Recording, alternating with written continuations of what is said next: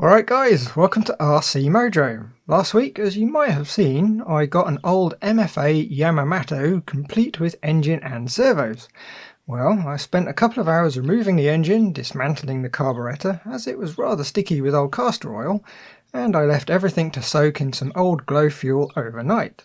Unfortunately, I kinda got a bit carried away taking it apart while watching quite a good documentary, so I didn't record anything. But here we are then, Thursday morning, up at the cricket field, all back together. The main needle and jet assembly were the main problems. I put some compressed air on the jet end with my thumb over the fuel nipple, and after a couple of seconds of hissing, it let out a large cloud of vaporized fuel. I'm guessing there was probably a nice blob or something in there that found its way out. Similar story with the air bleed, it took a couple of seconds of air before it cleared. Otherwise, the engine is nice and clean inside now. I really think it's been very well looked after during its working life. Maybe just left to one side in the last couple of years. The previous owner might have retired from RC and just left it in the loft or something.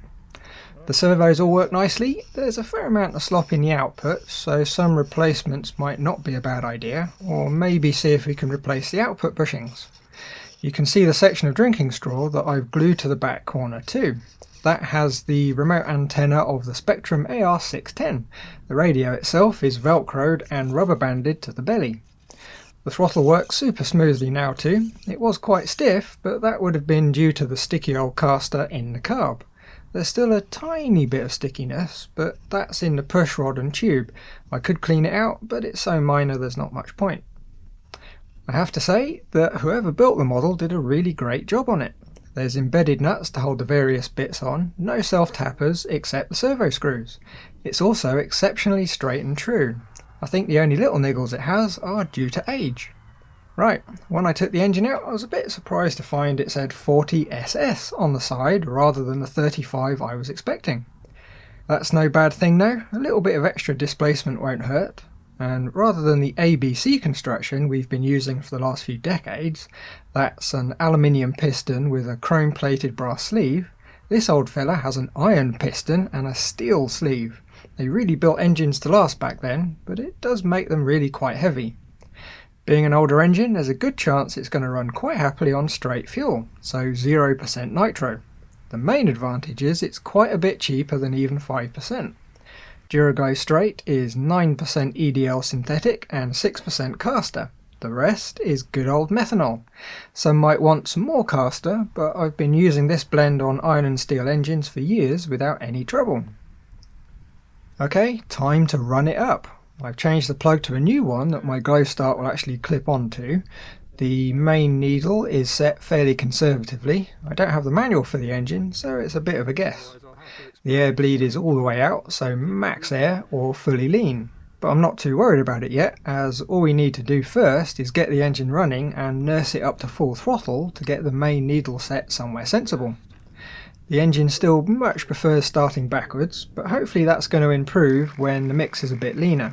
I'd guess there's far too much fuel getting up into the combustion chamber, and it's bouncing backwards rather than turning right over the top on the first pop.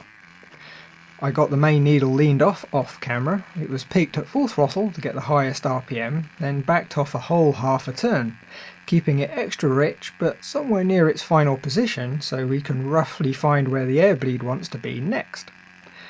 Right now, if I clear the engine with a few seconds of high throttle, we get a lot of smoke.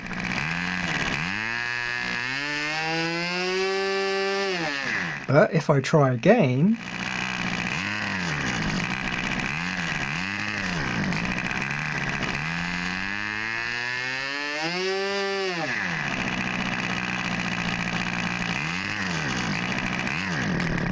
it sounds really flat as if the engine wants to die. That's a lean condition at idle. There's not enough fuel at the ready for the engine to pick up quickly. But if I nurse it and advance the throttle very slowly, we can still get to full power. The trick now is to adjust the air bleed until we get a nice quick transition. Air bleed carbs are a bit of an oddity these days. Other than the OSLA series, there's not many common engines that still use them. Usually there's two needles, and as we all know, when you tighten a needle the mix gets leaner, like turning off a tap. The air bleed carb though meters the air rather than the fuel at idle, So when you tighten the screw, it partially covers a small hole, reducing the air intake, thus making the idle mix richer. In effect, you turn the screw in the opposite direction to a dual needle carb. It comes up on the forums from time to time. I know the first time I came into contact with an air bleed, I got it backwards.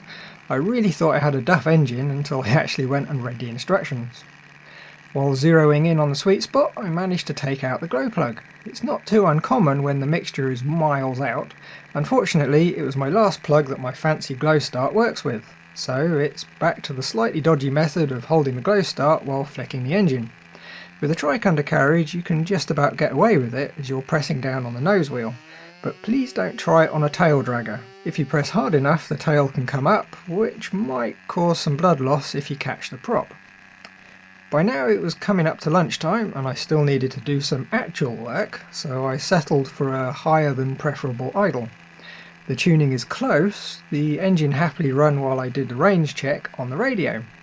The engine was running for a good 2 minutes without any sort of hiccup.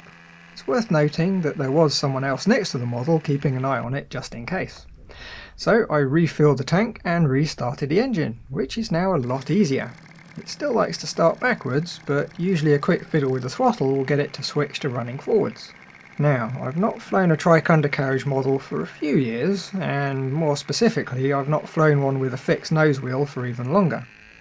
When the nose wheel's on the ground, you really have very little directional control at low speed.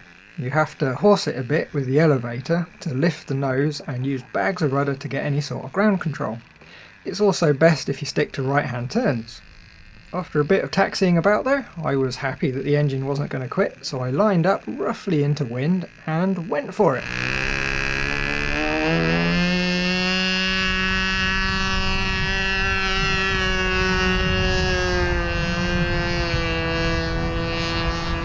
Well, it's still not running spot on of course, so after gaining some height to adjust the rudder and elevator trims, I just did a few laps at a low throttle. The engine's still rather rich, but it's running nice and reliably. Great stuff. Landing was a bit tricky though. Winds were 15 miles an hour with gusts and thermals going off.